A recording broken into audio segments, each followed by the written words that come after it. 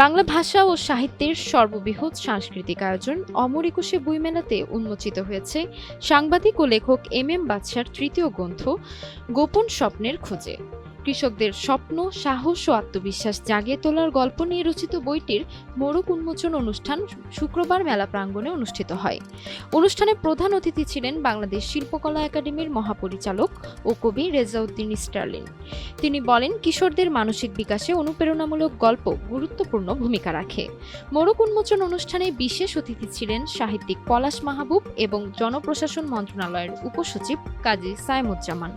তারা বলেন, কিশোরদের স্বপ্ন ও সাহস জাগিয়ে তুলতে এই ধরনের সাহিত্য গুরুত্বপূর্ণ।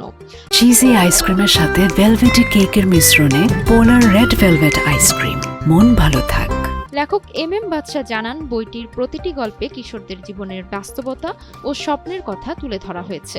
প্রকাশনা প্রতিষ্ঠান বর্ষা দুপুর প্রকাশনী থেকে প্রকাশিত বইটি পাওয়া যাচ্ছে অমর একুশে বইমেলার স্টলে। কিশোরদের অনুপ্রাণিত করতে বইটি গুরুত্বপূর্ণ ভূমিকা রাখবে বলে আশা প্রকাশ করেছেন সাহিত্যপ্রেমীরা।